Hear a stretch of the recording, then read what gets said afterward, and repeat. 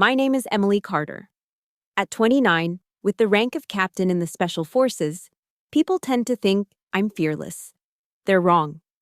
My greatest fear was standing right in front of me, in my own pristine white wedding dress. It wasn't the man I was about to marry, but my father, Robert Carter, sitting in the front pew of St. Michael's Church in Charleston. He looked at me, not with a father's eyes, but with the cold, lifelong contempt of a man who saw only disappointment. And then, the doors burst open. A SWAT team stormed in.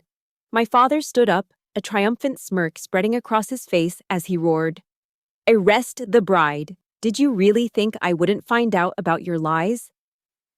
The entire church fell silent, the humiliation like a fiery slap across my face. But my father didn't know one thing. He thought this was his play. In reality, he was just the star of mine. Let me know where you're watching from. Hit that like button and subscribe if you've ever been underestimated by your own family and believe that justice will eventually be served. The setting was a cruel kind of perfect. Our engagement party was held in the manicured gardens of a historic mansion south of Broad, one of those Charleston homes that drips with old money and secrets. The late spring air was thick and sweet with the scent of magnolias, a scent I used to love. A three-piece jazz band played softly near the fountain, their notes weaving through the polite laughter of our guests. Everything was perfect, a perfect lie. Standing beside Liam, his hand warm and steady in mine, I almost let myself believe it. In my ivory silk dress with the man I loved, I felt a flicker of genuine happiness, a dangerous emotion I'd learned to keep on a tight leash. Happiness made you complacent, and I could never afford to be complacent. Not in my world, especially not in his. I felt his presence before I saw him, like a cold front moving through the warm, humid air. My father, Robert Carter, was making his way towards us. He held a heavy crystal tumbler, half full of bourbon, the amber liquid catching the setting sun. The smile I'd been wearing for Liam tightened at the edges, becoming a piece of armor. My entire body went on alert. I knew the storm was coming. Liam felt it too. His fingers gave my hand a gentle, reassuring squeeze. He knew. He didn't know the specifics, the years of carefully catalogued insults and dismissals, but he knew the tension that radiated from my father like heat off asphalt. Around us, the cheerful atmosphere seemed to congeal, the happy chatter of friends and family suddenly feeling distant and muffled. It was a brutal contrast, the beautiful, elegant surface of our lives and the rot that festered just beneath, in the heart of my own family. It's a feeling I think a lot of people know all too well. He stopped in front of us, giving Liam a condescending pat on the shoulder. "An architect, huh? That's good, son. At least you built something real," he said, his voice a low rumble. Then his eyes swiveled to me. The fake warmth vanished, replaced by a familiar, dismissive sneer. He raised his voice just enough for the cluster of guests nearby to hear every single word. "Not like my daughter here, sitting behind a desk all day at Fort Bragg, playing war games with A4 paper." Each word was a sharpened blade, aimed with surgical precision. The air in my lungs turned to ice. My years of training, the grueling physical and mental toll of earning my rank, the lives that depended on the decisions I made from that desk, all of it was reduced to a child's game. He wasn't done. I always dreamed she'd follow in my footsteps, become a real police officer, carry on the legacy. He sighed, a dramatic, theatrical sound of disappointment. But, well, at least she found a good man to take care of her. That was it, the final twist of the knife. He didn't just dismiss my career, he erased my strength, my independence, and painted me as a woman whose only remaining value was to be taken care of. I felt the heat rise in my cheeks, the public humiliation stinging worse than any physical wound. I could feel the uncomfortable glances from our guests, the pity in their eyes. But as my father basked in his moment, drunk on the power he wielded over my emotions, he made a fatal mistake. He turned to Colonel Miller, my commanding officer, who was standing nearby. My father only knew him as an old friend of the family, a convenient guest to impress. "Don't you worry, Colonel," he boasted, his voice slurring slightly from the bourbon. I'm having some of my old friends at the department pull this Liam fella's file. Can't trust anyone these days, you know. Have to check them out, down to the last detail. A profound, deadly silence fell over our small group. The jazz music seemed to stop. In his arrogant haze, my father had no idea what he had just done. He hadn't just insulted my fiancée. He had just confessed his intent to commit a federal crime, illegally accessing protected information, in front of a senior officer of the United States Army. For me, something inside shifted. This was no longer a personal slight. It was no longer about a daughter's hurt feelings. This was a security threat. This was an active, unacceptable risk. My eyes met Colonel Miller's across the space of a few feet. He gave me a barely perceptible nod. His expression was calm, unreadable, but I saw it all in his eyes: acknowledgement, understanding, and authorization. No words were necessary. A decision had been made. An operation was now in motion. I turned back to my father, forcing the muscles in my face to form a smile. It felt cold and alien on my skin. "You've always been so careful, Dad," I said, my voice even and smooth, betraying none of the glacial fury solidifying in my gut. But inside, the hurt daughter was gone. In her place, Captain Carter was assessing a threat. I looked at the man who gave me life, and I no longer saw a father. I saw a target. I analyzed his arrogance, his overconfidence, his careless speech, all vulnerabilities to be exploited. My silence wasn't weakness. It was the calm, patient focus of a predator that has just locked onto its prey. And as I watched him, basking in his perceived victory, a cold, clear question formed in my mind. Was this it? Was this the final straw? Sleep didn't come that night.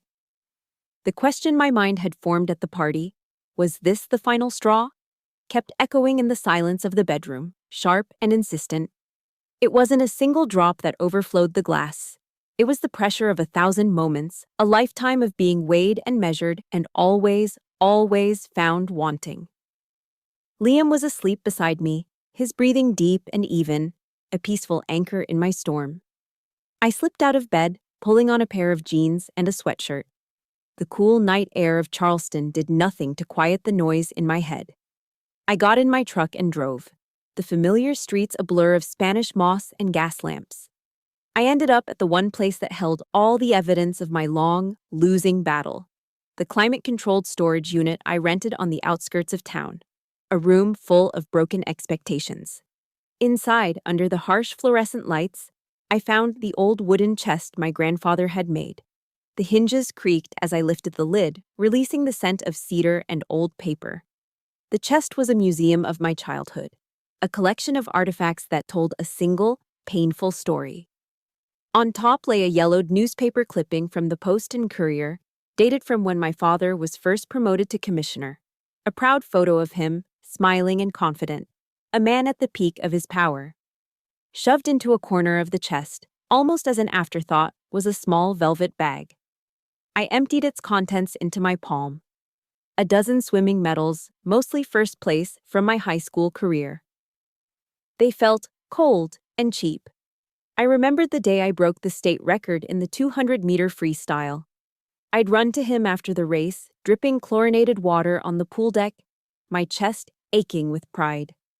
He'd glanced at the gold medal hanging around my neck, his expression unchanged. "That's nice," he'd said, his voice flat. "But when are you going to do something that actually matters?" That question became the soundtrack of my life, a constant humming reminder that nothing I did would ever be enough. The medals, the academic awards, the commendations from my training, they were all just nice trifles. Because in his world, there was only one thing that mattered: the Carter legacy. My father was obsessed with it, and to him, that legacy had a name: Police Chief David Carter. His own father, my grandfather. A World War II hero from the Battle of the Bulge, a man who came home and built a reputation for integrity that was legendary in Charleston. Robert worshipped his memory, but he'd twisted it into a weapon. "Your grandfather would be so disappointed to see you now," he would say, his voice thick with judgment whenever my path diverged from the one he'd laid out.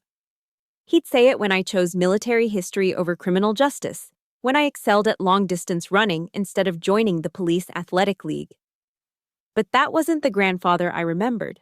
My grandfather was the one who took me out to the marsh to teach me how to shoot his old service revolver.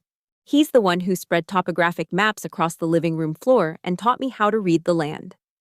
"Your mind, Emily," he told me, tapping my forehead with his finger, "is the most powerful weapon you'll ever carry. Don't let anyone, especially not a man who underestimates you, convince you otherwise." He saw me. He saw my potential, not as a carbon copy of the men before me, but as myself.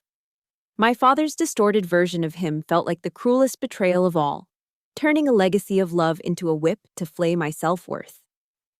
The memory that cut the deepest came unbidden. My 18th birthday. I had just been accepted to West Point. I knew he wouldn't be happy, but I held on to a sliver of hope that he'd see the honor in it, the service. I told him the news at the dinner table. He didn't yell. He didn't say a word. He just quietly stood up, placed his napkin on the table, walked into his study, and shut the door with a soft, final click. The silence was louder than any shouting match. Later that evening, my mother came to my room. She held a small, poorly wrapped gift box. "This is from your father," she whispered, as if she were delivering contraband. I opened it. Inside, nestled in tissue paper, was a cheap fountain pen, the kind you buy in a pack of 3 at a drugstore. "He said," she stammered, unable to meet my eyes.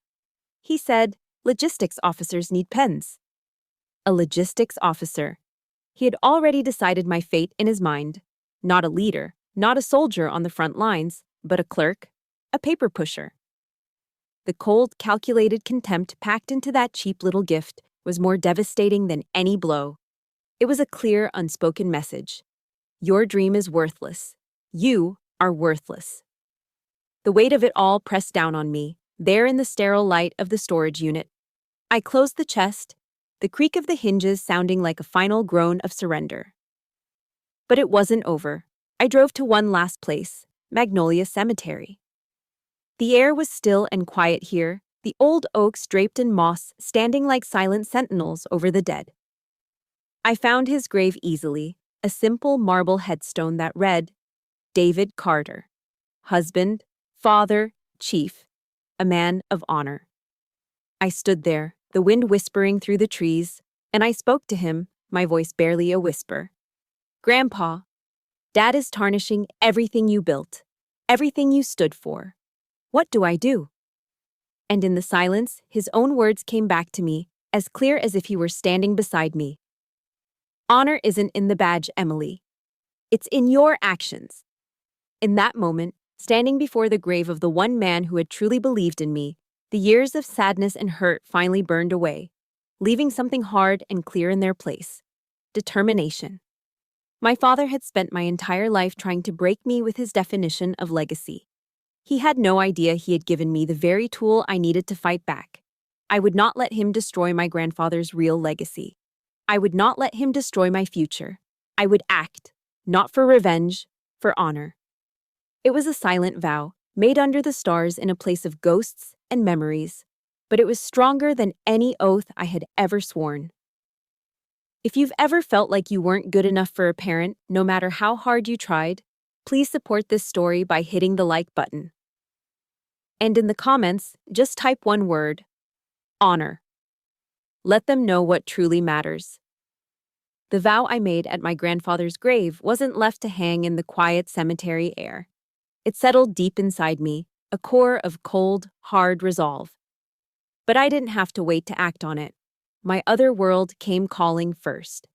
It happened at 0300 hours. My personal phone doesn't ring with a melody. It vibrates with a harsh, coded buzz, a sound designed to cut through the deepest sleep. I reached for it on the nightstand, my movements practiced and silent. The screen glowed with a single word: Olympus. It was Colonel Miller. "Valkyrie, we have a situation." His voice came through the encrypted line, calm and clipped. No preamble, no wasted words. That was all it took. In an instant, Emily Carter, the fiancée, the daughter, evaporated. I slid out from under the warm covers, careful not to wake Liam. He mumbled something in his sleep and rolled over, completely unaware. I moved through the darkness of our bedroom like a ghost, my feet finding their way without a sound. I pulled on my tactical gear, the familiar feel of the ripstop fabric and the solid weight of the equipment, a strange kind of comfort. Before I left, I paused by the bed. In the faint moonlight filtering through the blinds, I could see Liam's face, so peaceful and untroubled. I leaned down and pressed a light kiss to his forehead, a silent apology for the lies that kept him safe. To him, my prearranged excuse was that I was heading out for an early morning inventory check at a secure warehouse. A bland, boring lie to cover a world of violence and consequence he could never know. As I slipped out the door, the weight of that deception settled on me, a familiar, heavy cloak. I was stepping out of his world and into mine. A world of life and death. The drive to Fort Bragg was a transition.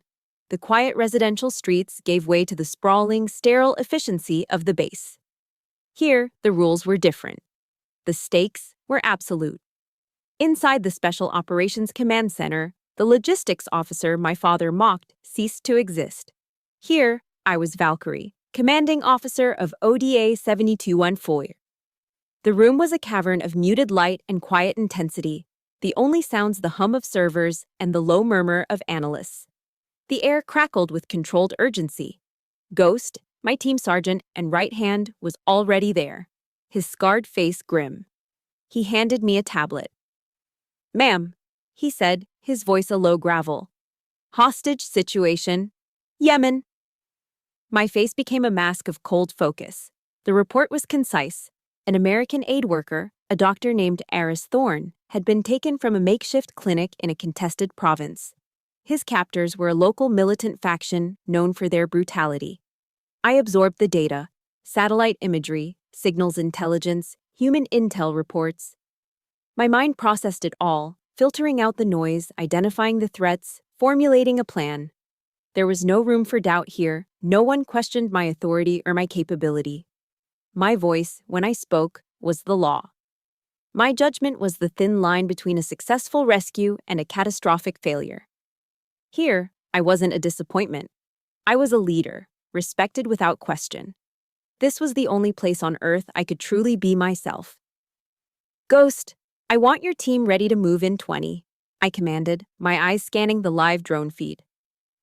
"Intel says they're holding him in a fortified farmhouse, here." I pointed to a spot on the digital map. "We go in silent, under cover of darkness. Standard operating procedure."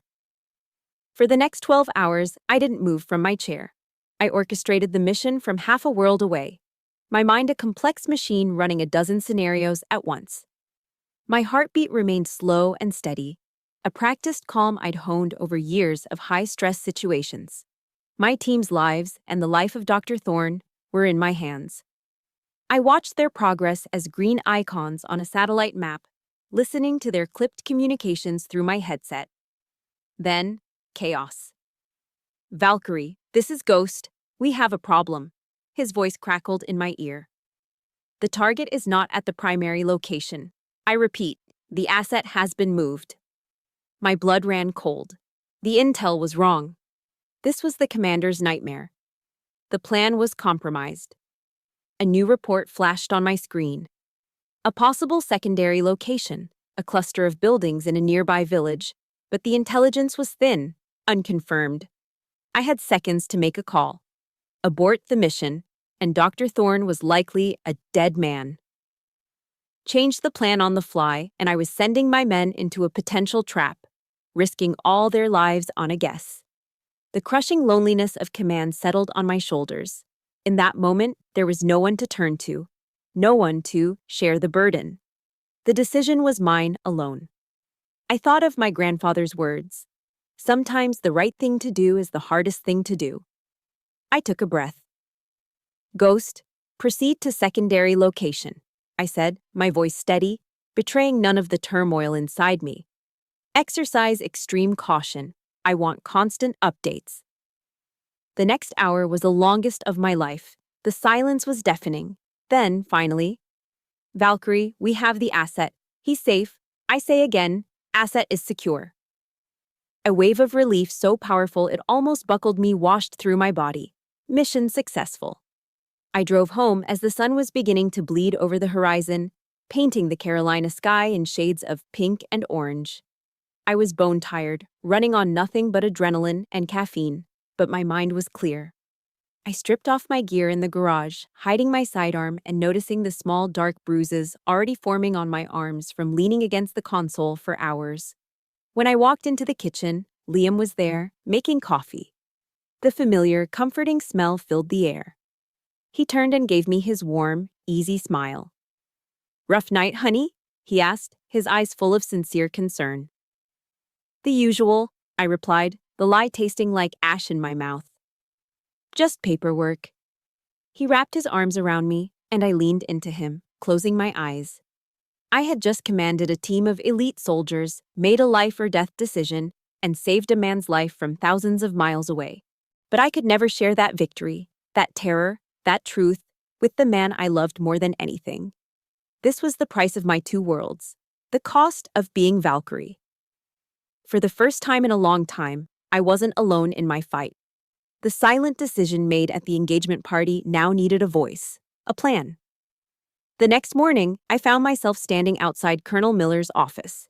His office wasn't like the sterile, uniform spaces of most military commanders. It felt more like a historian's study, a sanctuary. The walls were covered with antique maps of forgotten battlefields.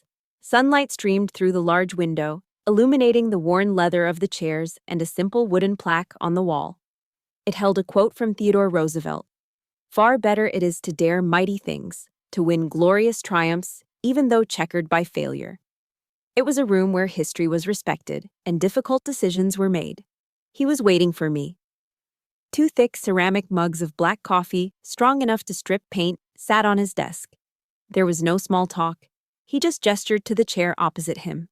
"Talk to me, Valkyrie," he said, his voice calm and even. I laid it out for him. Not as a wounded daughter seeking sympathy, but as a senior officer reporting a credible threat. I was clinical, precise, removing all emotion from my voice.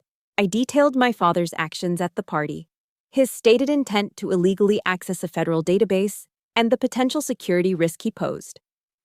Robert Carter's actions compromise my operational security and, by extension, that of other assets, I concluded, my tone level. He has become a liability that needs to be neutralized. Colonel Miller listened without interruption, his hands steepled under his chin. He looked at me, his gaze direct and unwavering. There was no pity in his eyes, no condescension. There was only respect. The kind of respect my father had denied me my entire life. "I've seen men like your father before, Emily," he said, the use of my first name feeling like a deliberate gesture of support. "Men poisoned by the power they used to have. In many ways, they're more dangerous than any enemy we face overseas. Their pride makes them predictable, but also reckless." He didn't ask if I was sure. He didn't tell me to reconsider, to think about the fact that this was my own father. He didn't lecture me about family. He trusted my judgment. Absolutely. He leaned forward, his expression hardening with purpose. "What do you need from me?" That simple question hit me with the force of a physical blow. It was more valuable than 1,000 words of encouragement. It wasn't just an offer of help, it was a blank check of trust, a confirmation of my authority, a validation of everything I'd fought to become. For a moment, I felt a lump form in my throat, but I swallowed it down. This wasn't the time for emotion. This was the time for action. My next meeting took place far from the formal structure of Fort Bragg. It was at a dive bar just off post, a place with sticky floors, the smell of stale beer, and the quiet ghosts of soldiers who had come and gone. It was the kind of place where oaths of loyalty were sealed over cheap whiskey, and they meant more than any contract signed in a lawyer's office. Ghost was waiting for me in a dark corner booth. He nursed a bottle of beer, his scarred, impassive face making him blend into the shadows. I slid into the seat across from him. Again, I kept it brief, professional. I laid out the tactical situation, the need for a small, discreet team for a sensitive domestic operation. I didn't get into the emotional details. He didn't need them. He listened, his dark eyes never leaving my face. When I finished, he just nodded once. "Whatever you need, Captain," he said, his voice a low rumble. "My team is your team. We're ready." He paused for a beat, then looked down at his beer bottle, turning it slowly in his hand. "My old man was a piece of work, too," he added, his voice dropping even lower. "I get it." That was all he said. But in that small, gruff admission, a bond was forged that was stronger than any order I could give. His loyalty wasn't just duty. It was born from a shared understanding, from the silent brotherhood of those who had survived the wars, fought within their own homes. I knew then, with absolute certainty, that he would follow me into hell and back. I left the bar feeling a warmth spread through my chest, a feeling I hadn't realized I'd been missing so desperately. Hope. But the warmth turned to a familiar, chilling loneliness later that night. Liam and I were in the kitchen, making dinner together. The smell of garlic and basil filled the air, and for a few minutes, everything felt normal. We were just a couple, planning a wedding, building a life. Liam stirred the pasta sauce, his expression thoughtful. "You know, I think you should talk to your dad," he said, his voice full of the genuine, well-meaning kindness that I loved so much. "The wedding is so close, it would be good to get everything sorted out before then." I forced a smile, but it felt brittle. "I'll sort it out, honey. I promise." How could I explain it to him? How could I tell this good, decent man that sorting it out didn't mean reconciliation? It meant executing a tactical operation. I couldn't tell him his future father-in-law was a security threat I was actively planning to neutralize. The secret stood between us, a wall of glass, invisible but impenetrable. He pulled me into his arms, and I rested my head on his chest, listening to the steady beat of his heart. And in the safety of his embrace, surrounded by the man who was my future, I had never felt more alone. My real family, the one forged in trust and shared purpose, was waiting for my command. But I had to hide them, and the truest part of myself, from the man I was going to marry. With my allies in place, there was no hesitation. The vow I made at my grandfather's grave shifted from a whisper of hope to a concrete plan of action. We called it Operation Nightingale. A nightingale sings most beautifully just before the dawn, and my father's downfall would be the prelude to my new life. Sun Tzu's words echoed in my mind: "Know your enemy and know yourself, and you will not be imperiled in 100 battles." I knew my father's greatest weakness was not his temper, but his monumental arrogance, and I would use it to destroy him. The first phase began in a secure, windowless room at Fort Bragg, a sensitive compartmented information facility, or SCIF. My team's tech specialist, a young genius we called Hex, worked his magic. On his multiple screens, the internal database of the Charleston Police Department came to life. "Okay, Captain," Hex said, his fingers flying across the keyboard. "I'm creating the ghost file now." He built a digital breadcrumb trail, a fabricated profile under Liam's name. It was a masterpiece of subtle misinformation. It contained nothing concrete, nothing that could truly harm Liam's reputation, but was filled with vague, suggestive red flags, notes about questionable real estate transactions, a flag to investigate foreign contacts, a mention of a sealed juvenile record that never existed. Hex then placed the file under a low-level security classification, just secure enough to look important, but accessible enough for someone with old credentials and a sense of entitlement to pry open. My father wouldn't be able to resist the bait. "The trap is set," Hex confirmed, leaning back. "The file is laced with a silent tripwire. The moment it's accessed by an unauthorized user, it sends an alert directly to the FBI's Cyber Division and CPD's Internal Affairs. They'll have the user's IP address, login credentials, and a timestamp down to the microsecond. The digital trap was laid. Now, we had to prepare the physical one. My wedding venue, the historic St. Michael's Church, became my battlefield. Sprawled across a table in our briefing room was not a seating chart, but a tactical layout of the church. My team and I went over it like we were planning an embassy evacuation. Ghost, you're the wedding videographer, I instructed, pointing to a position near the front of the nave. Your primary lens will have a direct, unobstructed line of sight on Robert Carter at all times. I want his face, his reactions, every detail. Ghost nodded, his expression unreadable. 2 more of our guys will pose as catering staff, I continued, marking the main entrance and a side exit. They'll handle surveillance and access control. Our communications hub will be the organist. The man was a former Army signals specialist who owed Miller a favor. He could play Bach's toccata and fugue with one hand and coordinate a multi-channel encrypted network with the other. Every detail of my wedding was weaponized. The placement of the floral arrangements provided cover. The guest list was vetted, not for social standing, but for strategic positioning. It was a perfect plan, cold, precise, and ruthless. I was turning the most sacred day of my life into a meticulously orchestrated sting operation. There was a bitter irony in it that I didn't allow myself to dwell on. Just as we were finalizing the last details, my personal phone rang. The caller ID showed a picture of my mother, smiling on a beach vacation. My stomach tightened into a knot. I motioned for my team to give me a moment and stepped into the hallway. "Hello, Mom," I said, my voice carefully neutral. "Emily, darling." Her voice was syrupy sweet, a tone she always used when she was about to ask for something, or worse, deliver a lecture disguised as concern. "I was just thinking about you. Your father. He's just worried about you, that's all. He can be a little hot-headed, but it's all because he loves you so much." I remained silent, letting her spin her web.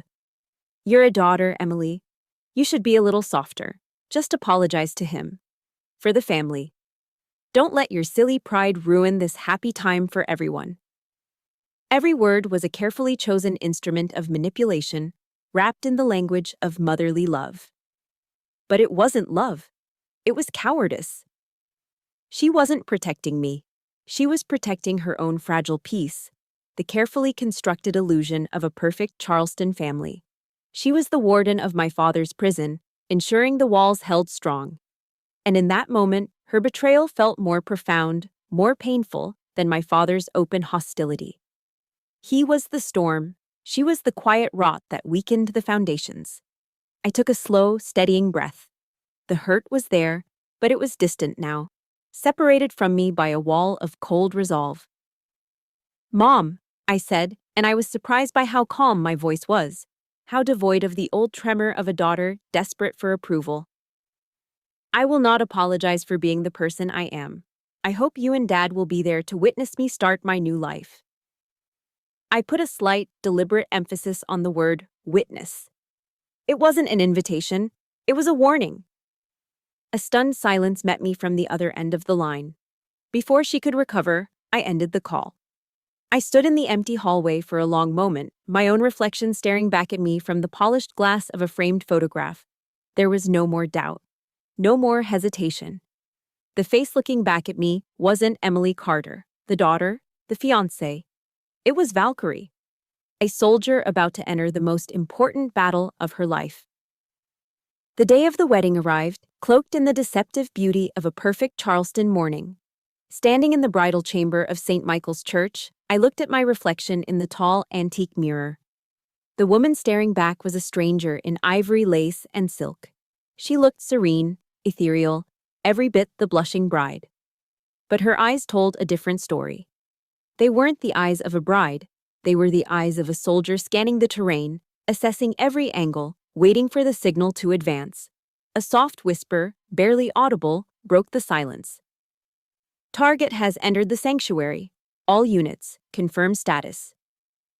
It was the voice of my comms operator, the organist, speaking to me through a microscopic earpiece hidden beneath my carefully styled hair. I felt no bridal jitters, no last-minute nerves, just the cold, sharp focus of a commander in the final moments before H hour. This wasn't a wedding. It was an ambush. The door creaked open and my mother bustled in, her face a mask of forced cheerfulness. She fussed with the veil, her hands trembling slightly. "Oh, Emily, you look so beautiful," she said, her voice bright and brittle. Her eyes, however, wouldn't meet mine in the mirror. They darted around the room, landing everywhere but on my face. Just try to make your father proud today, won't you? The words, once capable of wounding me, now felt like nothing more than a final confirmation. They were a dull, familiar echo of a lifetime of misplaced loyalty. I didn't feel pain. I just felt the last embers of hope for her finally turn to ash. My resolve hardened into something unbreakable. Through the slightly ajar door, I watched my father make his grand entrance. He didn't walk into the church as the father of the bride. He strode in like a conquering general reviewing his troops. He nodded condescendingly to the guests, shook hands with the mayor and a few city councilmen, his chest puffed out with self-importance. He was completely oblivious to the fact that the polite catering staff he breezed past were two of the most lethal operators in the U.S. Army. His gaze swept over the videographer in the front, Ghost, and dismissed him with a contemptuous glance. He had no idea that the professional-grade camera lens was not just capturing memories, it was gathering evidence. My father's arrogance had always been his defining trait, but today it was also his fatal flaw. It made him blind. It made him the perfect prey. Finally, the moment came. My father appeared at the door of the bridal chamber to perform his duty, to walk his only daughter down the aisle. It was a hallowed tradition, a symbol of a father's love and protection. For us, it was the final move in a deadly chess game. He took my arm, his grip surprisingly firm, proprietary. We stood together in the narthex. The massive oak doors of the sanctuary closed before us, shutting out the expectant murmurs of the guests and the soft prelude from the organ. In this small enclosed space, his presence was suffocating. He leaned in close, his breath smelling of expensive bourbon and something sour. His voice, a venomous whisper meant only for me, coiled in my ear. After today, you're finally going to learn your place, girl.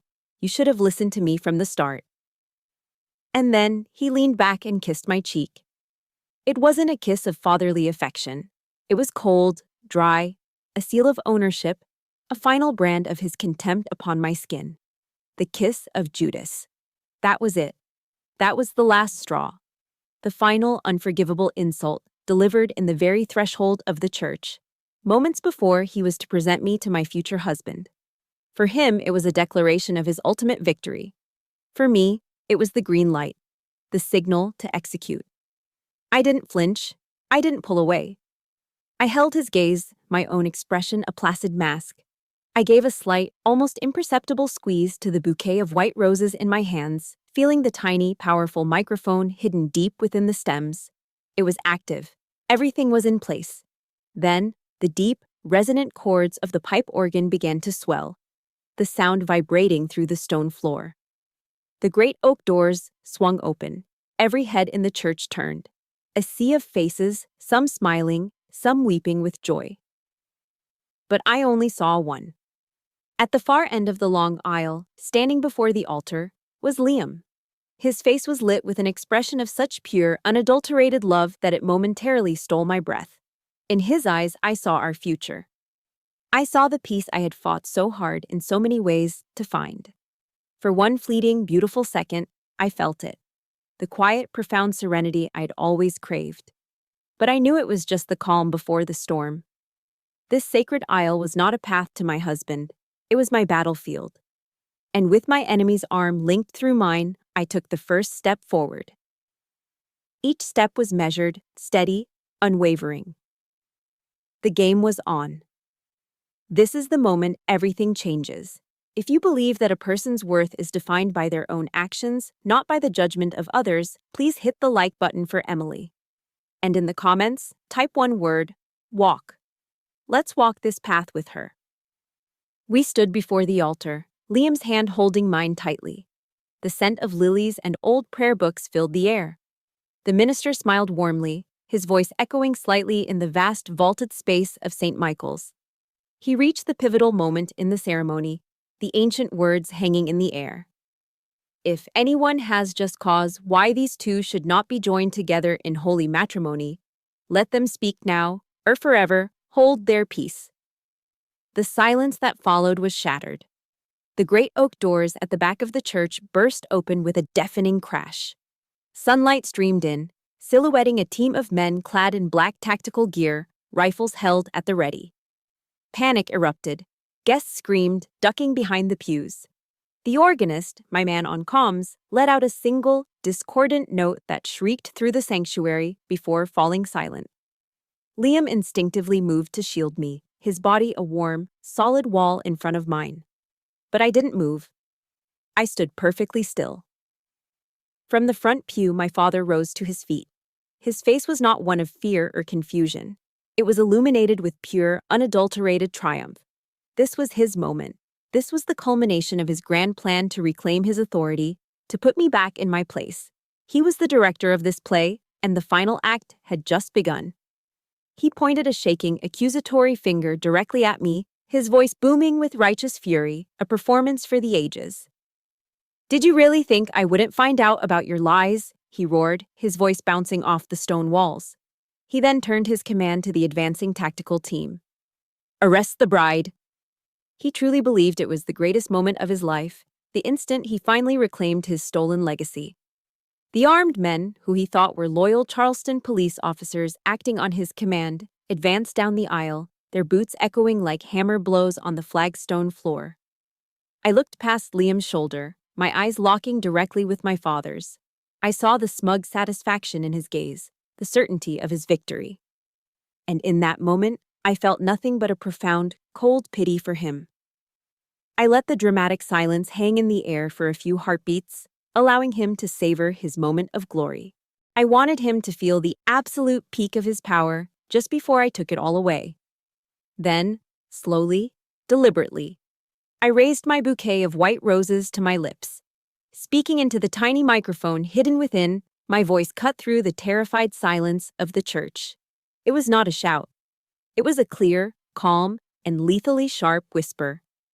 "Nightingale." The effect was instantaneous. It was absolute. The advancing tactical team froze mid-stride as if a switch had been flipped. Then, as one, they pivoted. A 180-degree turn, executed with the flawless, synchronized precision of elite soldiers. Their weapons, which had been vaguely pointed in my direction, were now aimed squarely at one man: my father. The triumphant smirk on Robert Carter's face faltered. It froze, then cracked, then completely shattered. His eyes widened, darting from the armed men to me and back again. Confusion warred with disbelief, and then a wave of dawning, sheer terror washed over his features as the horrifying truth crashed down upon him. He was not the hunter. He was the prey. And he had walked directly, arrogantly, into a trap he never even saw. A figure rose from the second pew, where the most distinguished guests were seated. It was Colonel Miller. He was no longer the unassuming family friend. He was a commanding officer, radiating an aura of absolute authority that filled the vast church. He strode to the front, his footsteps measured and heavy. He stopped directly in front of my father, his voice ringing out with the cold, hard clarity of a judge passing sentence. "Robert Carter," he declared, his voice leaving no room for argument. "You are under arrest for abuse of authority and the unauthorized access of a federal database." My mother let out a strangled cry, a sound of pure disbelief. "Robert, what is this? This is a mistake." But it was no mistake. Ghost detached himself from his position near the side wall. He set his video camera down on a pew, the red recording light still blinking, and calmly approached my father. From his belt, he produced a pair of gleaming, standard-issue steel handcuffs. "You have the right to remain silent," Ghost said, his voice flat, emotionless, reciting the familiar words of the Miranda warning. The entire church held its breath. The air was thick with shock and a tension so palpable you could almost taste it. The grand, powerful illusion that was Robert Carter, former police commissioner, patriarch, and tyrant, had just been publicly and irrevocably shattered into a million pieces. His kingdom had crumbled, and I was the one who had brought it down. My father stood frozen between two soldiers, the steel of the handcuffs a stark, brutal reality against the tailored cuffs of his expensive suit. It was my mother who finally broke the spell, her voice a high-pitched, piercing shriek of denial that seemed to desecrate the sacred silence of the church. What has he done? This is a mistake. You don't understand. He's Robert Carter, she cried, lunging forward as if to physically shield him, her words grasping for an authority his name no longer held. The soldiers flanking him didn't even flinch. Colonel Miller stepped forward, his calm authority acting as a bulwark against her rising hysteria. "There is no mistake, Mrs. Carter," he said, his voice resonating with a finality that brooked no argument. As he spoke, a soft mechanical whirring sound drew every eye upward toward the ornate chancel arch above the altar. The entire congregation watched, mesmerized, as a large motorized projection screen, normally used for hymn lyrics and scripture verses, descended silently from its hidden recess in the ceiling. It hummed to life, the stark white light cutting through the dim, reverent atmosphere of the church. But instead of displaying romantic photos of Liam and me, or a welcoming message for our guests, it showed the cold, official interface of a government computer system. Bold, white letters materialized against a deep blue background, a chilling and unmistakable seal of power. FBI, Cyber Division. A collective gasp, a sound like the wind being sucked out of the room, rippled through the pews. This was no longer just a shocking family drama playing out in a house of worship. This had escalated into something far more serious, something official and federal. My mother's desperate protest died in her throat, her hands flying to her mouth. The screen in front of us transitioned, displaying a digital log file. The text was small, but the headings were clear, damning, and designed to be understood by everyone. The primary heading read, Unauthorized Access Log. Charleston PD Secure Database.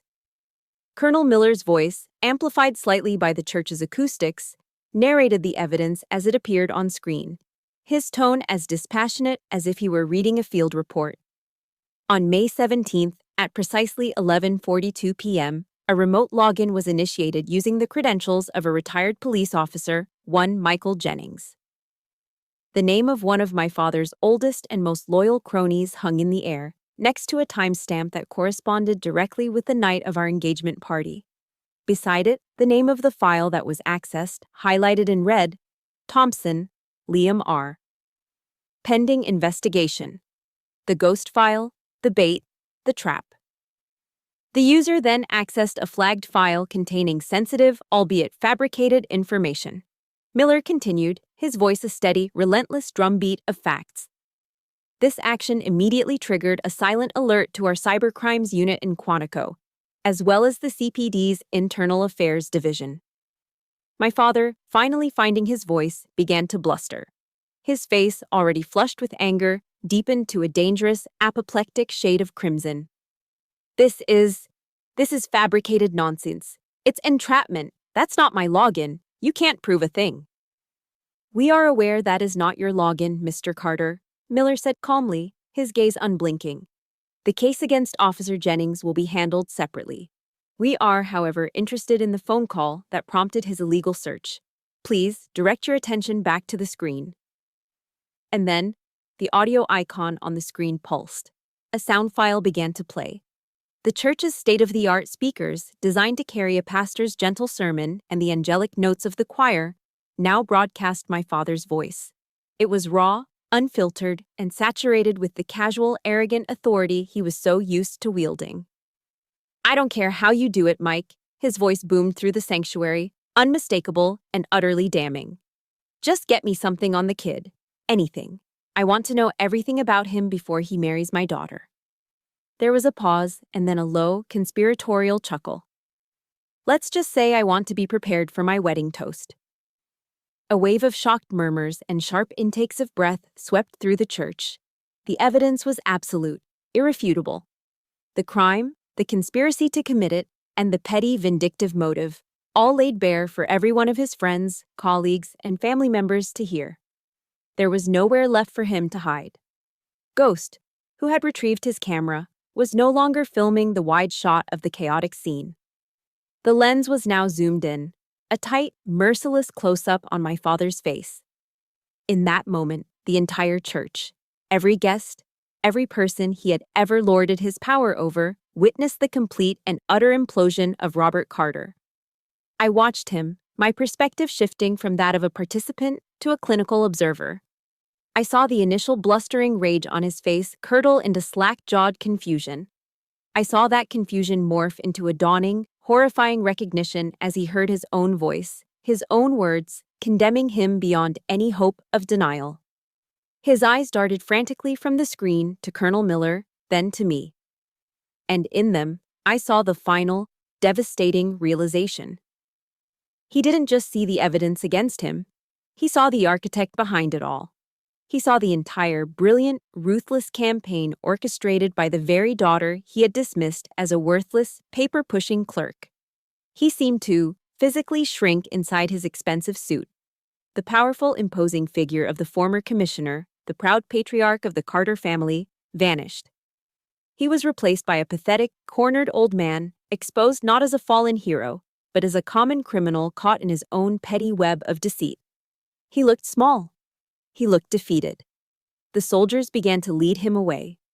As they passed the front pew where I stood with Liam, he stopped, his body rigid. He turned his head and locked his eyes on me. They burned with a toxic, impotent mixture of pure hatred and utter disbelief. He was searching my face for something: triumph, tears, a daughter's gloating victory. He found none of it. I simply looked back at him, my expression a carefully constructed blank. My heart wasn't pounding with glee. It was still. The war was over. The objective had been achieved. There was nothing left to feel but the vast empty space where a father's love should have been. He opened his mouth, a guttural sound forming in his throat, but no words came out. The soldiers gently but firmly pulled him along, escorting him down the long aisle he had so arrogantly strode down just minutes before. My mother, her face a mess of tears and mascara, stumbled after them. The great oak doors of the church swung shut behind them, the sound echoing with a heavy, profound finality. And then there was silence. Not the shocked, panicked silence from before. This was a different kind of quiet. It was the deep, unshakable silence that comes only after the truth, in all its brutal and cleansing clarity, has finally been revealed. The heavy silence that fell after my father was escorted out was a vacuum, pulling all the air and sound from the historic church. The guests sat frozen in their pews, a sea of shocked faces. The minister looked utterly lost, his Bible held limply in his hands. It was a moment suspended in time, the aftermath of a detonation. Then Colonel Miller, who had returned to his seat, broke the spell. He stood up, and in the profound quiet, his voice was a clear, steady beacon. He turned to the bewildered minister. "Apologies for the interruption, Pastor. Please continue with the ceremony." His words were an order, a return to normalcy, a declaration that the darkness had passed and the light was being reclaimed. A collective sigh of relief seemed to whisper through the sanctuary. Liam's hand, which had never left mine, tightened its grip. He turned to me, and I braced myself for the questions, the confusion, the shock. Instead, his eyes were clear. There was no doubt in them, no fear, only a look of profound awe and a love so deep it anchored me. "I always knew you were special," he whispered, his voice thick with emotion. "I just never imagined how much." And for the first time that day, a genuine smile touched my lips. It felt like a sunrise after a long, dark night. I felt a wave of lightness, of relief, so pure it was dizzying. I looked over my shoulder. My team, Ghost, Hex, and the others, had removed their tactical helmets and balaclavas. They now stood respectfully along the side aisle, no longer an assault team, but a silent, formidable honor guard. My honor guard. Surrounded by these men, my true brothers in arms, with the love of my life beside me, I turned back to the minister. We exchanged our vows. The ancient words of love, honor, and fidelity took on a new, more powerful meaning. We were not just promising our futures to each other. We were consecrating a new beginning, forged in truth and defended by a family of warriors. The wedding reception was held at a beautiful historic rice mill overlooking the Ashley River. The storm had passed, but the aftershocks were still to come. I knew a final confrontation was inevitable. I found my mother near the veranda, staring out at the water, a champagne flute untouched in her hand. She looked smaller, older. When she saw me, her face crumpled and the accusations began, fueled by grief and a lifetime of denial. "How could you do that to him, Emily?" she sobbed, her voice trembling with rage. "To your own father. He's your family." I looked at her, and the anger I had held for her for so long was simply gone.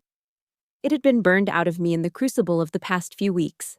All I felt was a vast, hollow sadness, a grief for the mother I wished I'd had. "I gave Dad 29 years of chances to be my father, Mom," I said, my voice quiet but firm. 29 years, but he chose to be my enemy. And when the time came to choose, you chose to stand with him. The truth of it hung in the air between us, stark and undeniable. I reached out and gently placed a hand on her shoulder. Her skin felt fragile. "I do love you, Mom. But I cannot let the toxicity of your marriage destroy my life anymore. This is the boundary." She stared at me, speechless. For the first time, she wasn't looking at the disappointing daughter, the difficult child. She was seeing a woman she didn't recognize, a woman who had built a wall of self-respect so high and so strong that she could never breach it again. She finally understood. The daughter she thought was weak had become the one with all the power. Later, as the sun began to set, casting a golden glow over the water, Colonel Miller found me. He raised his glass of whiskey to mine. "I'm proud of you, Major," he said, the words slipping out so naturally that it took me a second to register it. He'd just revealed my upcoming classified promotion. He smiled. "Not just for the flawless execution of the operation today, but for your integrity, for your courage." He looked at me then, not as my commanding officer, but with the warm, genuine pride of a father. "The Carter legacy isn't what your father leaves behind, Emily. It's what you are building right now." His words were the validation I had stopped searching for years ago, but that my heart still desperately needed. They were a balm on a wound that had been open since childhood, finally allowing it to heal. The rest of the evening passed in a warm, happy blur. When it came time for dinner, the head table was a picture of my new reality. The seats, traditionally reserved for the parents of the bride, were not empty. They were filled. To my left and right, beside Liam and me, sat Colonel Miller, Ghost, Hex, and the rest of my ODA team. The usual stilted wedding conversations were replaced by laughter and camaraderie. They told sanitized stories of missions, of shared hardships in faraway places, their words weaving a tapestry of trust and mutual respect. There were no backhanded compliments, no subtle digs, no suffocating judgment. There was only the easy, unconditional acceptance of my chosen family. I looked around the table at these men, these quiet warriors who had stood with me, who had trusted me with their lives, and today, with my own. I looked at my husband, whose love had been a steady light in my darkest moments. And I realized with a sense of peace so profound it almost made me weep, that I was finally home. Family isn't always about the blood you share. Sometimes it's about the people you bleed with in the trenches. 6 months after the wedding that became a reckoning, I stood on a stage under the hallowed gray arches of West Point. I was no longer Captain Carter, I was Major Carter. And I was addressing a lecture hall filled with young cadets, the future leaders of the U.S. Army. Their faces were a sea of disciplined focus and youthful ambition, reminding me of a version of myself I'd almost forgotten. I was there as a guest lecturer on the topic of ethics in command. And for the first time, I told my story. Not the whole, messy, personal story of a father and a daughter, but the part that mattered, the part that had become my truth. I spoke about honor not as an abstract concept, but as a series of difficult choices. I spoke about integrity and how true loyalty is not to an individual, but to the principles of justice we swear an oath to defend. I told them that the most dangerous enemy they might ever face could be a compromised superior, and that their duty would be to the law, not to the man. My two worlds, the secret life of Valkyrie and the public life of Emily Carter, had finally merged. There were no more lies, no more hidden parts of myself. In the back of the lecture hall, leaning against the far wall, was Liam. He wasn't just my husband, he was my partner, my confidant who now knew everything. He watched me with a quiet pride that was my constant source of strength. I was a soldier, a wife, a leader. I was, finally, completely whole. The fallout from my father's arrest had been significant. Operation Nightingale hadn't just exposed one man's crime, it had pulled a thread that unraveled a wide-ranging web of corruption within the Charleston Police Department. My father's case led to a sweeping federal investigation, resulting in a dozen more arrests, several forced retirements, and a complete overhaul of the department's leadership. The Carter legacy my father was so obsessed with preserving had, in the end, become a necessary purge.